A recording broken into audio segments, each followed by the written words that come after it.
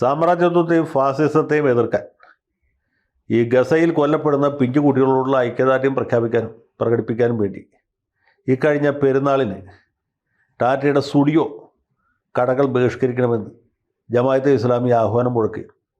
അവരുടെ വിദ്യാർത്ഥി വിഭാഗമായിട്ടുള്ള students Islamic organisation കോഴിക്കോട്ടെ ഈ സ്റ്റുഡിയോയുടെ ഔട്ട്ലെറ്റിന് മുമ്പിൽ പ്രകടനം നടത്തി പ്രതിഷേധിപ്പിച്ചു. ആദ്യത്തെ ദിവസം അത് ഇവരുടെ ഈ മൗദൂദി ചാനലിൽ മാത്രം വാർത്ത വന്നു. രണ്ടാം ദിവസം മൂന്നാം ദിവസം ആയപ്പോഴത്തേക്കും മുഖ്യധാര ചാനലുകൾ ഏറ്റുപിടിച്ചു. ഏഷ്യാനെറ്റ്, മനോരമ, മാതൃഭൂമി, ന്യൂസ് 18, 24 ന്യൂസ്, ഇവരൊക്കെ ഏറ്റുപിടിച്ച് ഇതൊരു വലിയ സംഭവമായി. ഈ ഏറ്റുപിടിച്ച ആളുകളൊക്കെ ടാറ്റയുടെ വക്താക്കളായിരുന്നു. ടാറ്റ ഈ രാജ്യത്തിന് എന്ത് ദ്രോഹം ചെയ്തു, ടാറ്റ ചെയ്തത്ര സേവനം ഈ രാജ്യത്ത് വേറെ ഏതെങ്കിലും മുതലാളി, വേറെ ഏതെങ്കിലും വ്യവസായി ചെയ്തിട്ടുണ്ടോ? ബിർളയെ പോലെയാണോ ടാറ്റ? അംബാനിയെ പോലെയാണോ ടാറ്റ? അദാനിയെ പോലെയാണോ ടാറ്റ? ടാറ്റയെ പോലെ പരമ പരിശുദ്ധനായ ഒരു വ്യവസായി ഇന്ത്യ രാജ്യത്തുണ്ടായിട്ടു. ടാറ്റ എന്തൊക്കെ സംഭാവനകൾ നൽകിയിട്ടുണ്ട്. ജാംഷഡ്പൂർ എന്ന് പറഞ്ഞ ഒരു വ്യവസായ നഗരം തന്നെ പടുതുയർത്തത് ടാറ്റയല്ലേ. ആ ടാറ്റയുടെ കാറ് വിപണിയിലെ ഒരു തരംഗമായി മാറിയില്ലേ. ടാറ്റ നമ്മുടെ നാട്ടിൽ തേയിലത്തോട്ടങ്ങൾ വാങ്ങിയതല്ലേ. ടാറ്റ ഓയിൽ മില്ല് നടത്തിയില്ലേ. ഇങ്ങനെ ഉപ്പ് തൊട്ട് കർപ്പൂരം വരെ സകല സാധനങ്ങളിലും കൈമുദ്ര പതിച്ച ഈ ടാറ്റയെ ബഹിഷ്കരിക്കുന്ന ജമാഅത്തെ ഇസ്ലാമിക്കാർ എത്ര നീചന്മാരാണെന്നൊക്കെ ചോദിച്ചു. പക്ഷേ ഈ മഹാജനാനം മനവിളകാന്ന് പറഞ്ഞ പോലെ ജമാഅത്തെ ഇസ്ലാമിക്കാർക്ക് യാതൊരു കുലുക്കമില്ല. അവർ ഈ സ്റ്റുഡിയോക്കെതിരെ നടത്തുന്ന ബഹിഷ്കരണം നീട്ടിക്കൊണ്ടുപോകാനാണ് ഉദ്ദേശിക്കുന്നത്. ആ ബഹിഷ്കരണത്തെക്കുറിച്ച് ഒരു വാചകം കൂടി പറഞ്ഞോട്ടെ. ഈ ബഹിഷ്കരണം കാരണം ഈ നാട്ടിൽ ഇങ്ങനെ ഒരു കടയുള്ളത് കുറഞ്ഞ വിലയ്ക്ക് ഗുണമേന്മയുള്ള സാധനങ്ങൾ കിട്ടുമെന്നും നാട്ടുകാർക്ക് ഇവിടെ മനസ്സിലായി. സത്യം പറഞ്ഞ് എനിക്കറിയില്ല ഈ സ്റ്റുഡിയോ എന്താണെന്നുള്ളത്. പോകുന്ന വഴിക്ക് പലയിടത്തും സ്റ്റുഡിയോ എന്ന് എഴുതി വെച്ച് കണ്ടിട്ടുണ്ട്. പക്ഷേ അവിടെ എന്താ നടക്കുന്നതെന്ന് അറിയില്ല. ഞാൻ വിചാരിച്ച ഫോട്ടോ സ്റ്റുഡിയോ പോലെ എന്തോ ആണെന്നാണ്. സ്റ്റുഡിയോ ഇസഡ് കണ്ടപ്പോൾ അത് സ്പെല്ലിങ് സ്റ്റൈലിന് വേണ്ടി മാറ്റിയതായിരിക്കും എന്നവരും വിചാരിച്ചു. പക്ഷേ പിന്നെയാണ് മനസ്സിലായത് ഇത് ഈ റെഡിമെയ്ഡ് വസ്ത്രങ്ങൾ വിൽക്കുന്ന ഒരു കടയാണ്, ടാറ്റയുടെ ഉടമസ്ഥയിലാണ് എന്നുള്ളതായി. അതെന്തോ ആട്ടെ. അപ്പോൾ ഇതുപോലെ ഒരുപാട് ആളുകൾ ഈ സമരത്തിന് ശേഷമാണ് ഇങ്ങനൊരു കട ഇവിടെ ഉണ്ടെന്ന് മനസ്സിലാക്കി.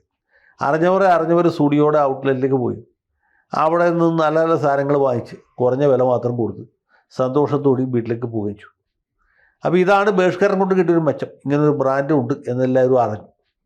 പക്ഷേ ഇവർ ഈ ബഹിഷ്കരണം നിർത്താനുള്ള ഭാവം അവർ പറയുന്നത് ഞങ്ങളിത് തുടരും. ഈ സ്റ്റുഡിയോ പൂട്ടിപ്പോകുന്നവരെ, അല്ലെങ്കിൽ ടാറ്റയുടെ കച്ചവടം പൊളിയുന്നത് വരെ, അതുമല്ലെങ്കിൽ ഇസ്രായേൽ മുട്ടുകുത്തുന്നത് വരെ, ഹമാസിൻ്റെ അന്തിമ വിജയം ഉണ്ടാകുന്നവരെ, പുഴ മുതൽ കടൽ വരെ പാലസ്തീൻ രാഷ്ട്രം നിർമ്മിതമാകുന്നത് വരെ ഇവരുടെ വഞ്ചന ഞങ്ങൾ തുറന്നു കാണിക്കും എന്നാണ്. ഏതായാലും ആ അഭിപ്രായത്തോട് വളരെ യോജിപ്പുള്ള ആളാണ് ഞാൻ. അങ്ങനെ ഉണ്ടാകണമെന്ന് ആഗ്രഹിക്കുന്ന ആളുമാണ്. അതങ്ങനെ തന്നെ മുന്നോട്ട് പോകണം എന്നാണ് എൻ്റെ താല്പര്യം. ടാറ്റയുടെ കച്ചവടം പൂട്ടിക്കണം. ടാറ്റ മാത്രമല്ല, ബിർള, സിംഗാനിയ, ഡാൽമിയ, അംബാനി, അദാനി എല്ലാവരും പൂട്ടിക്കണം. അങ്ങനെ ഒരു നല്ല നാളെ സ്വപ്നം കാണുന്ന ആളെ ഞാൻ. അപ്പോൾ ഇവരുടെ ഈ സമരം ഇങ്ങനെ നടക്കുമ്പോൾ ഇതിന് താത്വികമായ ന്യായീകരണം നൽകണമല്ലോ. ഇത് പലരും ചോദിച്ചൊരു ചോദ്യം, എന്തുകൊണ്ട് സ്റ്റുഡിയോ ബഹിഷ്കരിക്കും? ടാറ്റയുടെ തന്നെ മറ്റ് വസ്ത്ര വിതരണ ശാലകളുണ്ടല്ലോ, അതെന്തുകൊണ്ട് ബഹിഷ്കരിക്കുന്നില്ല? വേറെ ബ്രാൻഡുകളുണ്ടല്ലോ ഇതിനേക്കാളും വിലപിടിപ്പുള്ള ബ്രാൻഡുകൾ, എന്തുകൊണ്ട് അത് ബഹിഷ്കരിക്കാൻ ആഹ്വാനം മുഴക്കുന്നില്ല? അല്ലെങ്കിൽ ടാറ്റയുടെ തേയില നിങ്ങൾ എന്തുകൊണ്ട് വാങ്ങിക്കും? ടാറ്റയുടെ മറ്റു ഉൽപ്പന്നങ്ങൾ, ടാറ്റയുടെ സോപ്പ്, അല്ലെങ്കിൽ ടാറ്റയുടെ ഉപ്പ്, ടാറ്റയുടെ കർപ്പൂരം, ഇങ്ങനെ ടാറ്റയുടെ എലിപ്പാഷാണം വരെയുണ്ട്. ഇതൊന്നും എന്തുകൊണ്ട് ബഹിഷ്കരിക്കുന്നില്ല? അങ്ങനെ ചോദിക്കുന്നു. അതുകൂടാതെ ടാറ്റയാണ് ഇപ്പോൾ നമ്മുടെ പാസ്പോർട്ടൊക്കെ പ്രോസസ്സ് ചെയ്യുന്നത്. TCS എന്ന് പറഞ്ഞ വലിയ കമ്പനിയാണ്, ടാറ്റ കൺസൾട്ടൻസി സർവീസ്. അതിനെ എന്തുകൊണ്ട് ബഹിഷ്കരിക്കുന്നില്ല? ഈ TCSൽ ജോലിയുള്ള ജമാഅത്തെ ഇസ്ലാമിക്കാർ എന്തുകൊണ്ട് ജോലി രാജിവെച്ച് പ്രതിഷേധിക്കുന്നില്ല? അല്ലെങ്കിൽ ഈ ജംഷഡ്പൂരിലെ ഇവരുടെ ഇരുമ്പുരുക്ക് വ്യവസായശാലയുണ്ട്, ടാറ്റ സ്റ്റീൽ. ആ ടാറ്റ സ്റ്റീലിൽ ജോലിയുള്ള ജമാഅത്തെ ഇസ്ലാമിക്കാർ എന്തുകൊണ്ട് ജോലി രാജിവെച്ച് പ്രതിഷേധിക്കുന്നില്ല?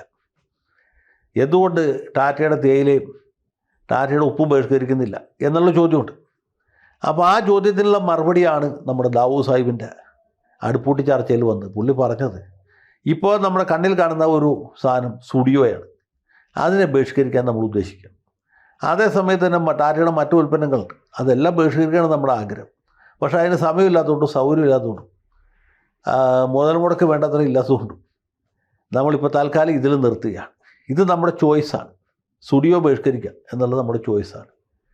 മാത്രമല്ല, കൈകളിൽ ചോരയുള്ള ആളുകളെ ബഹിഷ്കരിക്കേണ്ടത് നമ്മുടെ ഒരു ആവശ്യമാണ്, നമ്മുടെ ആദർശമാണ്. അപ്പോൾ ഇത് കേൾക്കുമ്പോൾ നമ്മൾ വിചാരിക്കും ഒട്ടും ചോര പറ്റാത്ത കൈകളുള്ള ആളുകളാണ് ജമാഅത്തെ ഇസ്ലാമിക്ക്. അങ്ങനെയല്ല, അവർ അടിമുടി ചോരയിൽ മുങ്ങി നിൽക്കുന്ന ആളുകളാണ്. ബംഗ്ലാദേശിലും കാശ്മീരിലും പാകിസ്ഥാനിലും ഒക്കെ അവർ വലിയ നരനായാട്ട് നടത്തിയ ആളുകളാണ്. അത് കഴിഞ്ഞിട്ടാണ് കയ്യിൽ ചോര പറ്റിയ ടാറ്റയെ കുറ്റം പറയും. ഇവർ ചോരയിൽ മുങ്ങിയ ആളുകളാണ്. അങ്ങനെ ഈ ഗുണ്ടായിസം തുടർന്ന് നടത്തുമ്പോഴാണ് ഈ രീതിയിലൊരു വിശകലനവും വിശദീകരണവും വന്നിട്ടില്ല. അപ്പോൾ തൽക്കാലത്തേക്ക് നമ്മൾ സ്റ്റുഡിയോയെ മാത്രമേ വിമർശിക്കുന്നു, അതിനെ മാത്രം ബഹിഷ്കരിക്കാൻ ആഹ്വാനം ചെയ്യുന്നു. അടുത്ത ഘട്ടത്തിൽ ടാറ്റ ടീ നമ്മൾ ബഹിഷ്കരിക്കും, ടാറ്റയുടെ വിമാന സർവീസുകൾ ബഹിഷ്കരിക്കും. എന്നിട്ട് ഇ പി ജയരാജനെ പോലെ കാൽനടയായിട്ട് പോകും. അങ്ങനെ ഘട്ടഘട്ടമായിട്ട് ടാറ്റയെ പൂട്ടിക്കാനാണ് ഉദ്ദേശിച്ചിട്ടുള്ളത്. ഏതായാലും അതിൻ്റെ ആ പ്രാരംഭ ഘട്ടമാണ് ഇപ്പോൾ കണ്ടുകൊണ്ടിരിക്കുന്നത്, സ്റ്റുഡിയോക്കെതിരായിട്ടുള്ള ബഹിഷ്കരണം. സ്റ്റുഡിയോയിൽ നിന്ന് കോടിക്കണക്കിന് രൂപയുടെ നഷ്ടം സംഭവിക്കുമ്പോൾ ടാറ്റ തീർച്ചയായിട്ടും മുട്ടുകുത്തി കഴിഞ്ഞാൽ പിന്നെ യാതൊന്നും പേടിക്കാനില്ല. പിന്നെ പാലസ്തീൻ രാഷ്ട്രം ഉടനെ ഉണ്ടാകും. അതിന് യാതൊരു സംശയമില്ല. കടൽ മുതൽ പുഴ വരെ പലസ്തീൻ രാഷ്ട്രം നിലവിൽ വരികയും അതിൻ്റെ ഒരു ബ്രാഞ്ച്, അതിൻ്റെ ഒരു കോൺസുലേറ്റ് കോഴിക്കോട്ട് ആരംഭിക്കുകയും ചെയ്യും. അതുവരെ കാത്തിരിക്കുക. ദൈവം അനുഗ്രഹിക്കട്ടെ.